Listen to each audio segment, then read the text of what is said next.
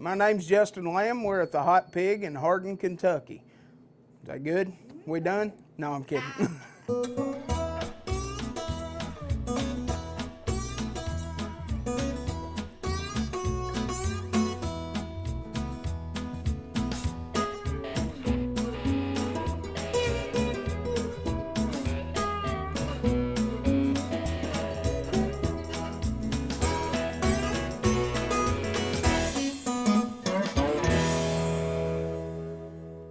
We got started here at the Hot Pig, and we started in a food trailer. I had left Hutchins Barbecue. I'd worked there for on and off for about 20 years.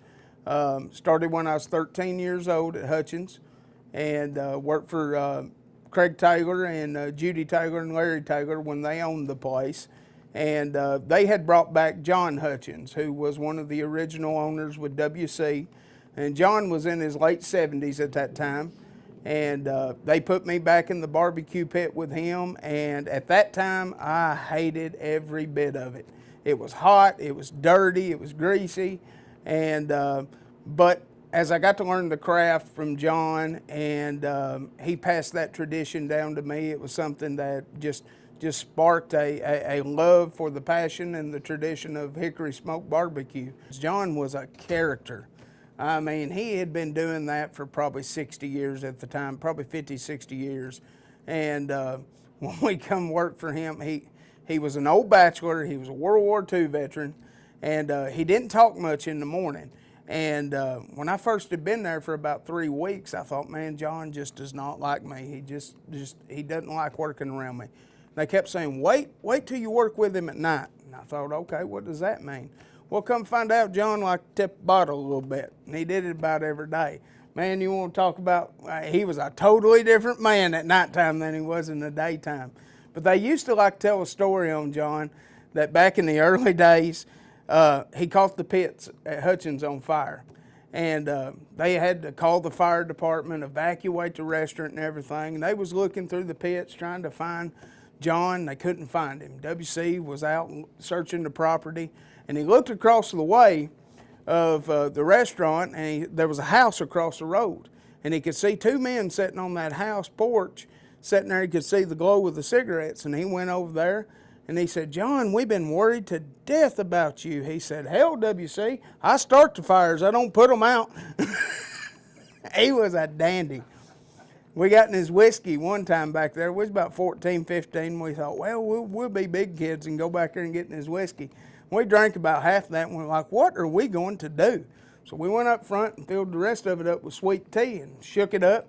He went back there to get a swig, and he's like, damn, boys, they don't make this as strong as they used to. He was a character.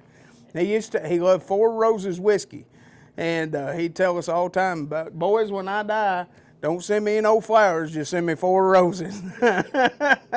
He was a dandy. He was fun to work with. And that's where me and Lexi, we met at Hutchins Barbecue. We were both teenagers. She worked up front as a cashier, and then they put her in the back with me, and then from there she couldn't get rid of me. We've been together going on, what, 22 years. 22 years. So we both have a passion for this. This is something we've always wanted to do, and the people of this community have really been great to us, and God's really blessed us. Because I did the carry-out part when we were just carry-out only. I did it by myself. She'd come in one day a week to help. And then when she decided she wanted to come full-time, we were at a point where we could afford to bring her on full-time. The first couple of weeks were trying. I used to think I was the boss until she showed up. And neither one of us is the boss when our daughter's here, because she runs the whole show. And for the most part, we get along. You know, if I'm getting on her nerves, I go out to the barbecue pit. So there you go.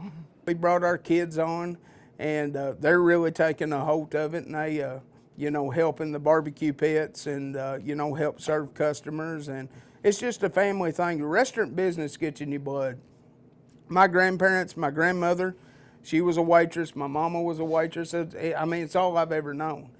When John passed on, I took over running the barbecue pits, and then I went to work at Four Little Pigs and worked there for Craig and Teresa Manley for about 8, 9 years, and couldn't ask for 2 better people to work for. Learned a lot from Craig. Craig he kept the tradition of wood-fired hickory smoked barbecue going, and did that for quite a while.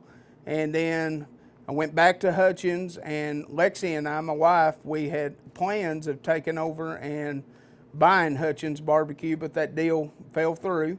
And so I was kind of at a crossroads what I wanted to do and everything. So we started a food trailer, did that in April of 2024. And how long was we in there, Lexi? Probably about, 3 months.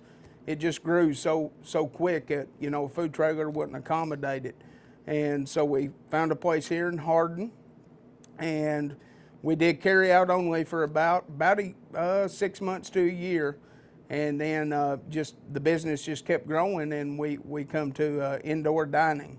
And man, we are so blessed. I mean, the customers have really followed us. We got a good customer base. Why Hardin? Yeah, people ask me that all the time, and Hardin's got a lot to offer. Lexi's from Hardin. I'm from Olive, just up the road. This is home to us, and Hardin has some of the best people. And some, our customers, we absolutely have some of the most loyal, hardworking, just good, honest people that come in here, and we just try to provide them food, quality food at a fair price. And we love this community, and this community has really given back to us. Not to knock Benton or anything like that, but we are so proud that we come to Hardin. I mean, it's our stomping grounds. It's home to us. And we are in the old Country Crossroads building. I mean, folks that's lived here know, the tradition that the Country Crossroads had. Man, I remember being a kid and this place being packed, lines around, and everything. Got a lot of potential here, and the people have really shown us a lot of love and support. We're cooking more barbecue sometimes than we can handle. We're one of the few that still do it the old way. We use cinder block pits. We use whole shoulders. We put them whole shoulders on the pit for at least 18 to 24 hours. Slow smoked. We put hickory coals underneath them, and it's just a slow process. We don't rush it, and it just makes the barbecue. It accommodates the barbecue so much better. Well, when we built our first pit, we got a cinder block pit.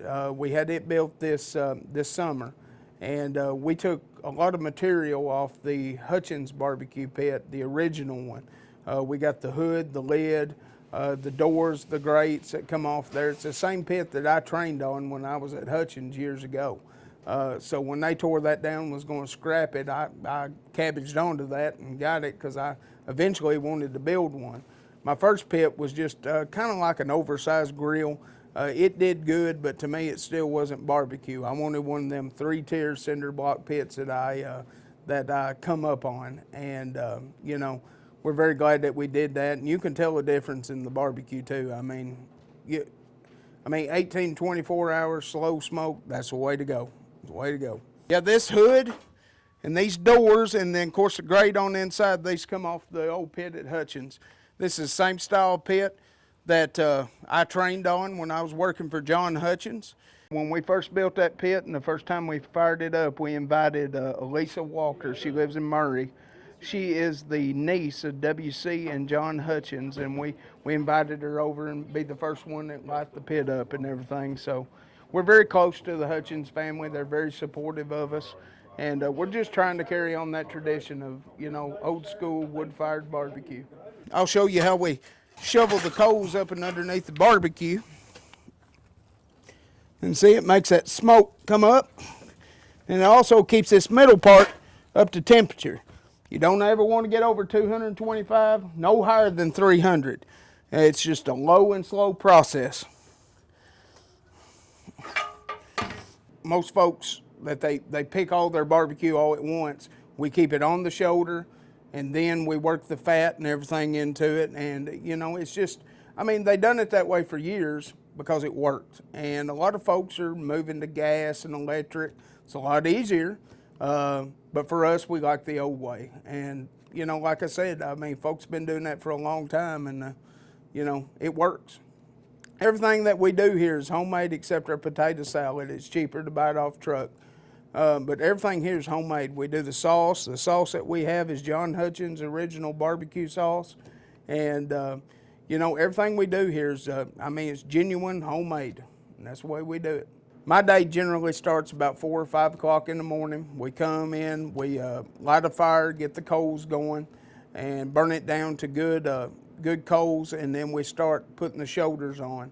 And we use whole pork shoulders, and we put that on there, and then it's just an all-day process of stoking the fire, keeping wood to the fire, and shoveling coals up and underneath it.